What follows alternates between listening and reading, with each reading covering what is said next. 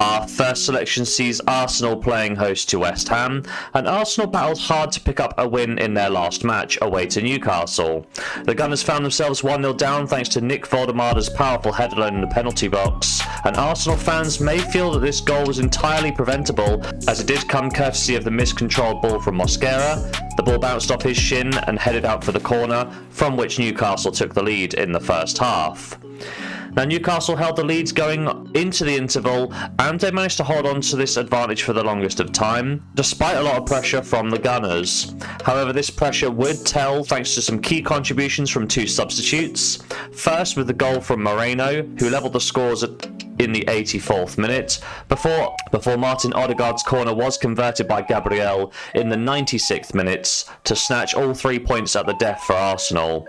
Taking a look at the stats, I do think Arsenal did deserve the win. They did dominate the matchup in pretty much every major statistic. In terms of form, it's now 2 wins from the last 3 for Arsenal. They're unbeaten in their last 3 Premier League games. They play a West Ham side who found themselves behind early on in their match away to West Ham. Michael Keane took advantage of some confusion as West Ham tried to organise themselves following a clearance from a corner. The Everton defender was left unmarked in the box to hand the Toffees the advantage.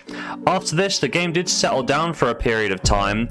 That was up until the 64th minute where Jarrod Bowen managed to level the affair.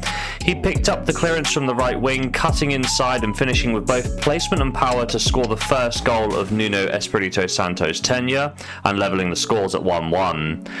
And that goal really did galvanise a West Ham side who have been devoid of confidence this season. Diouf and Somerville really propelling the Irons forwards down that left channel of the attack. However, you do have to score when you're on top, and West Ham failed to do this, with the final scores ending 1-1. In terms of form, it is no win in 3 for West Ham. However, this first performance under Nuno Espírito Santo has been the best performance I have seen so far this season for the Clarets. If they reproduce that sort of performance, they'll be absolutely fine this season. When we take a look at the head-to-head record, the last encounter between these sides took place at the Emirates back in February. West Ham made the breakthrough just before half-time with a goal scored by Jarrod Bowen, and from here on out, Arsenal did dominate the second period. They took 72% of the ball, with 11 shots to West Ham's 1 and an XG of around 25 times greater than the Irons.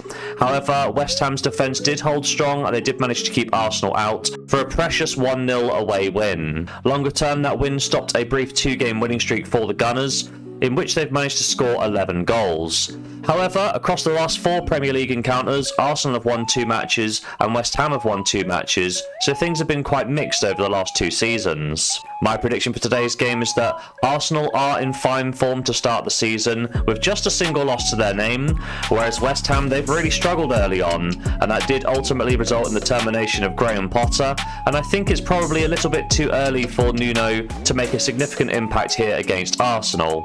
Despite the head-to-head record being a ray of hope for West Ham fans, this is the poorest version I've seen from the Irons in recent seasons, and I'm not holding out much hope for them in this one.